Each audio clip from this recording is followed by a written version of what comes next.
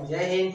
आज हम लोग देखने वाले हैं संख्या पद्धति का दूसरा भाग। संख्या पद्धति का दूसरा भाग, पहले भाग में हम लोग देखे थे क्या, प्राकृत संख्या, पूर्ण संख्या, पूर्णांक संख्या, सम संख्या, विषम संख्या, भाज्य या यौगिक या संयुक्त, अभाज्य, असंयुक्त या रूट संख्या, ये 7 हम लोग देखे थे और 7 बाकी है और 7 हम लोग इस वीडियो में देखने वाले हैं।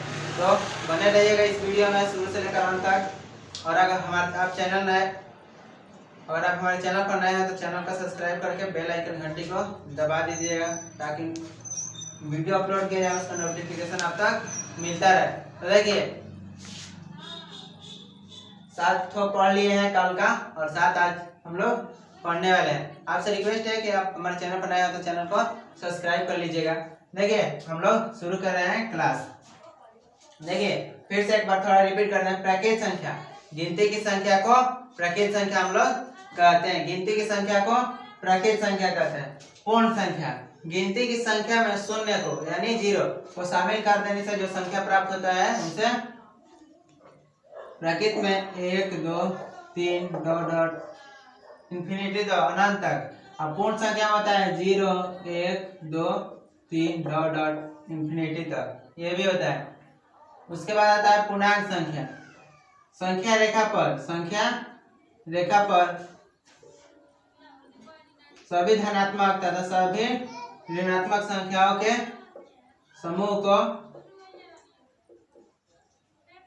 डॉट हो जाएगा, ये भी इंफिनिटी तक। यहाँ हो जाएगा -1 -2 -3, ये भी हो जाएगा इंफिनिटी तक। कहने का मतलब सभी धनात्मक और सभी ऋणात्मक शून्य समेत संख्याओं को पूर्णांक संख्या कहते हैं। और सम संख्या बताए थे, जो संख्या 2 से पूरा भाग लग जाए उसमें उसे सम संख्या कहते हैं। 2 4 6 8 10, इसमें पूरा में 2 से भाग लग जाता है डॉट, ये भी अनंत तक होता है। विषम संख्या बताए थे कि जिस संख्या में 2 से पूरा भाग न लगे, जिस संख्या में पूरा भाग न लगे उसे विषम संख्या कहते हैं। देखिए उसके बाद कहते हैं जैसे इसमें क्या 2 से पूरा भाग नहीं लगेगा, ये क्या हो जाएगा, ये क्या हो जाएगा, विषम संख्या हो जाएगा। और जिस संख्या, और उसके बाद बताया था भाज्य संख्या। यहाँ से भाज्य संख्या में बहुत ज्यादा लोग गड़बड़ाते हैं। देखिए भाज्य संख्या वैसी संख्या जिस संख्या का केवल और केवल,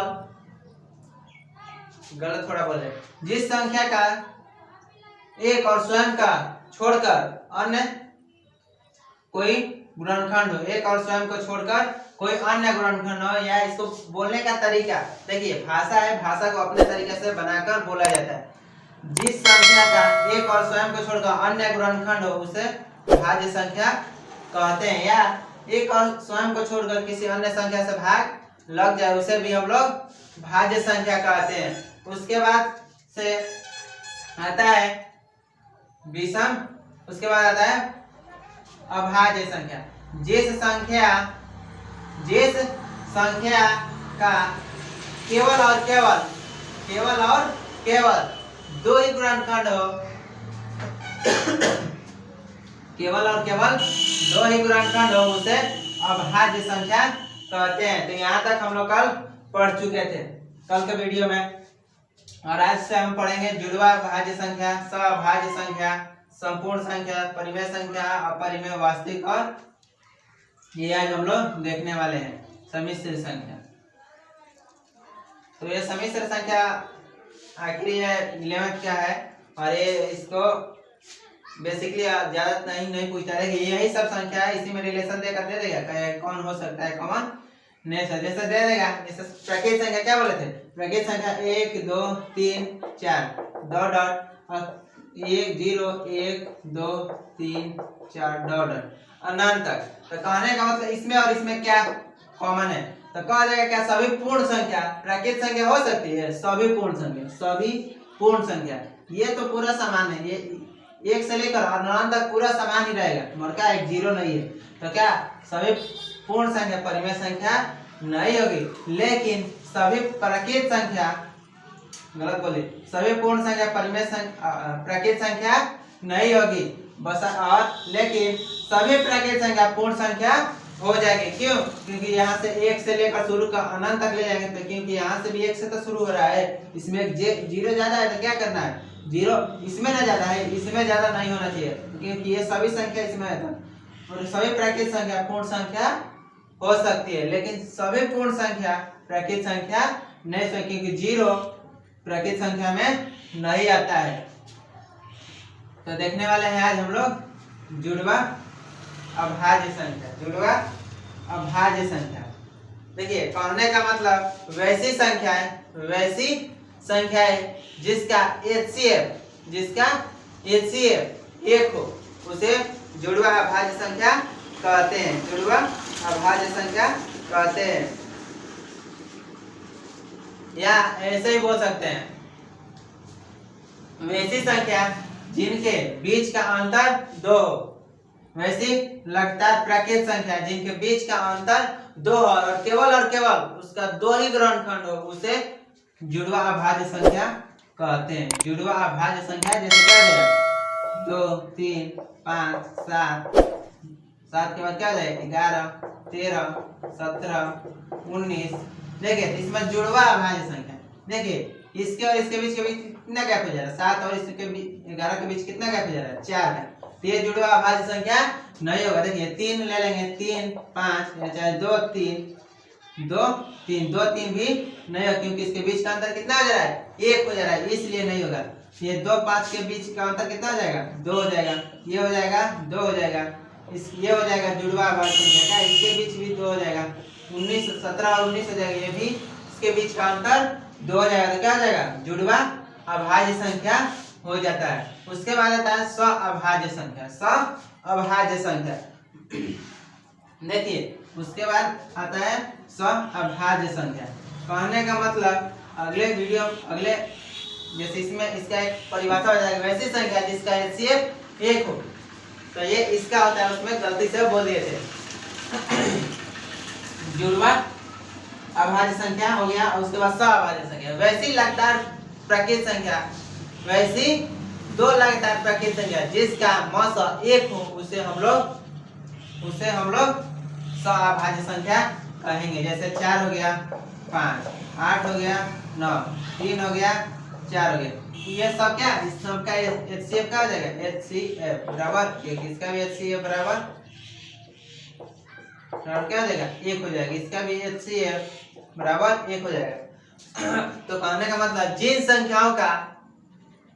जिन 2 प्राकृत संख्याओं का HCF 1 हो उसे हम लोग जुड़वा स्वाभाज्य संख्या कहते हैं। स्वाभाज्य संख्या और जुड़वा अभाज्य संख्या में क्या हुआ था कि जिन अभाज्य संख्याओं के बीच का अंतर 2 हो तो उसे जुड़वा अभाज्य संख्या कहते हैं।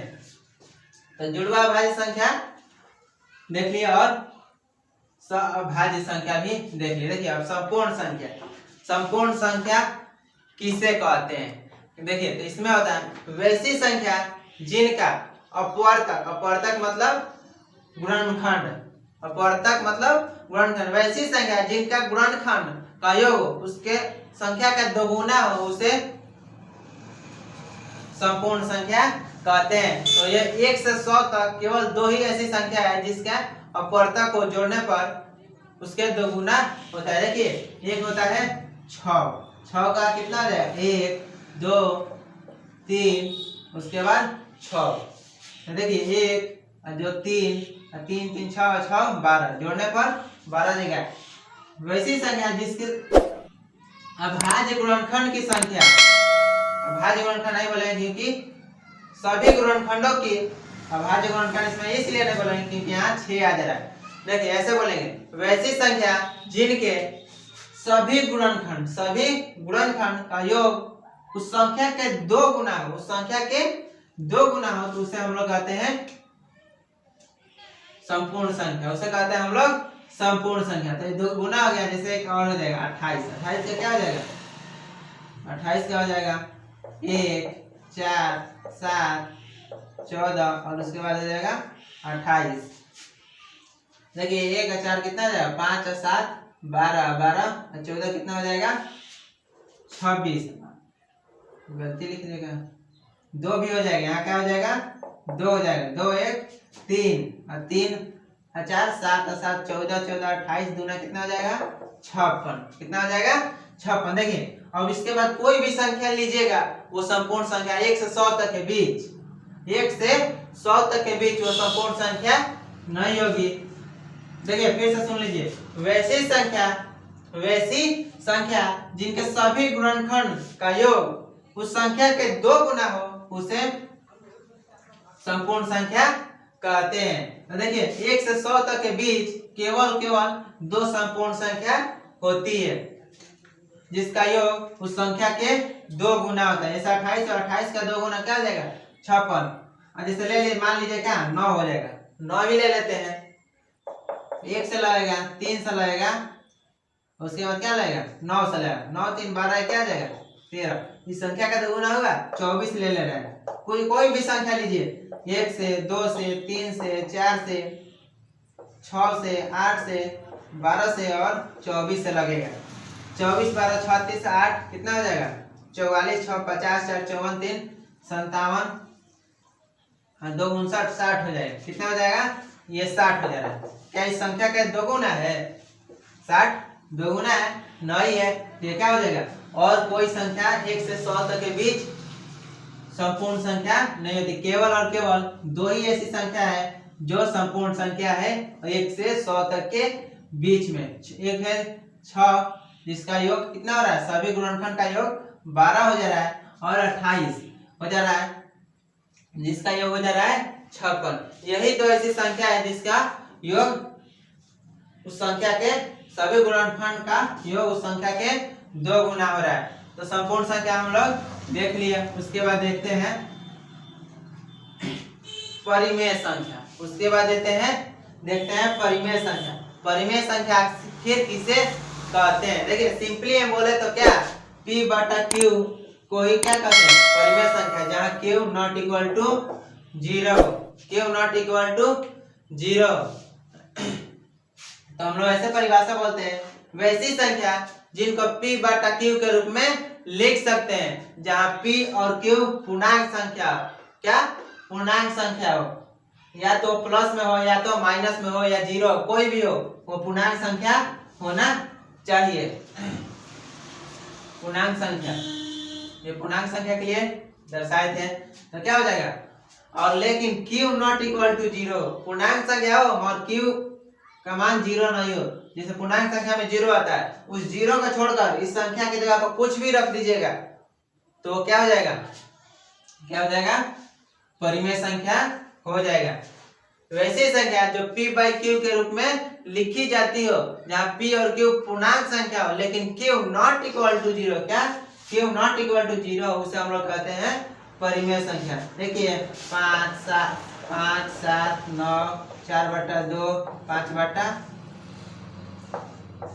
7 1 बटा 4 माइनस डाल 1 बटा 4 माइनस 7 बटा 2 कर दीजिए, कुछ भी कर दीजिए, क्या ये हो जाएगा परिमेय संख्या।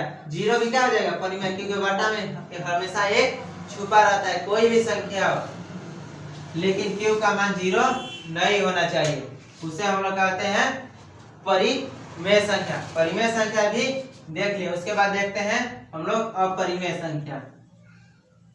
अपरिमेय संख्या, अपरिमेय संख्या देखिए सिंपली हम लोग ऐसे बोल सकते हैं, जिन संख्या का पूरा वर्गमूल नहीं निकलता है उसे हम लोग अपरिमेय संख्या बोल सकते हैं। जिन संख्या का पूरा वर्गमूल न निकलता उसे हम लोग अपरिमेय संख्या कहते हैं। जैसे मान लीजिए √7 √5 माइनस √6, इन सभी संख्या को पूरा वर्गमूल नहीं निकलता है, उसे हम लोग कहते हैं अपरिमेय संख्या। इससे कहते हैं अपरिमेय संख्या। जैसे 16 हो जाएगा, 16 क्या हो जाएगा, 16 का वर्गमूल 4 हो जाता है, प्लस माइनस 4 हो जाता है। प्लस माइनस क्यों होता है कि -4 गुने -4 तभी क्या होता है 16, और 4 गुने 4 तभी क्या होता है 16 होता है। माइनस माइनस क्या हो जाता है प्लस हो जाता है, इसलिए इसका वर्गमूल -4 का भी वर्गमूल 16 होता है, 16 का वर्गमूल 4 भी होता है और -4 भी होता है। और 4 का स्क्वायर मतलब वर्ग, 4 का वर्ग, 4 का वर्ग 16 होता है, माइनस 4 का वर्ग भी 16 ही होता है।